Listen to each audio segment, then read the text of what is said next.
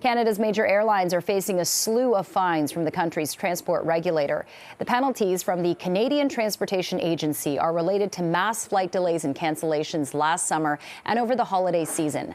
Sunwing received the largest fine, $126,000 for 36 violations, while Flair and WestJet raked in the most fines. Flair Airlines will have to pay about $67,000 for 184 violations, while WestJet was fined just over $120 for 177 violations. That's a lot of numbers. So to help us break this all down, and to talk more about this, we're joined live now by Gabor Lukacs, founder of Air Passenger Rights. Gabor, great to talk to you again. So you're saying that these fines to the airlines are kind of low-hanging fruit, that they won't really do anything in terms of really penalizing the airlines and make them and give them an incentive to change. Is that what you're saying? There's far bigger problems. Unfortunately, it appears that you have been misinformed. I already spoke to your staff at pre-interview. Many of these fines that you're referencing actually have nothing to do with what happened over the holiday season. It is only Sunwing's $126,000 that relates to that period. The other fines relate to a far larger period, and they are quite far from being a slew of fines. That's also a misstatement.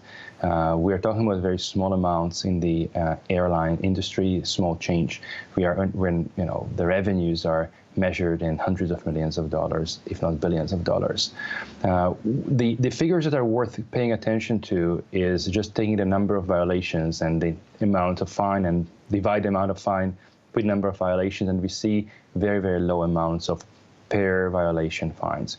The law permits the government to fine airlines up to $25,000 per violation, but we are typically seeing a few $100s of fine per violation, and that is troubling. I also said indeed that these are low-hanging fruits. That's correctly citing my view, because the real issues are happening with airlines not paying compensation to passengers.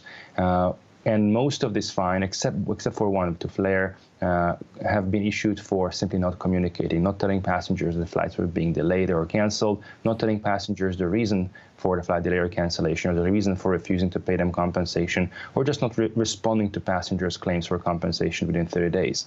These are important rules, but they are not the real issues that people are facing, who, for example, are not being rebooked, not being paid compensation.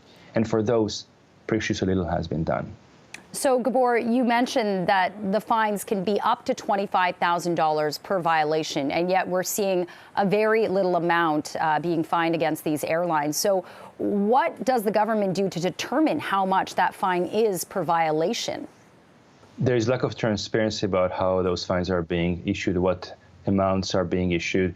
There are some kind of tables that they have on their website, but that's not actually found anywhere in the law. That's something that just somebody made up, and they're not even being followed very closely. Normally, for a first violation, perhaps they get a warning. Second violation, it would be some couple $100s. But again, we are talking about large-scale violations where hundreds of cases are being exposed, and there's no clear systematic way, no principled way for the government to issue those fines.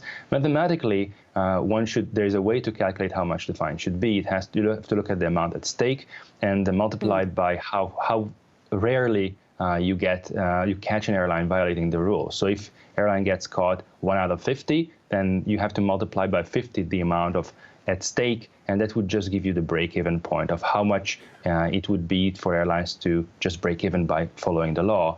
The real problem that we are facing in Canada, and has been for a long time, is that it is more profitable for airlines to break the law than actually comply with the law, with such a laughable fines that have been issued. Okay, certainly lots more to follow up with on this story. Gabor Lukacs, founder of Air Passenger Rights. Appreciate your time and insight this morning. Thank you.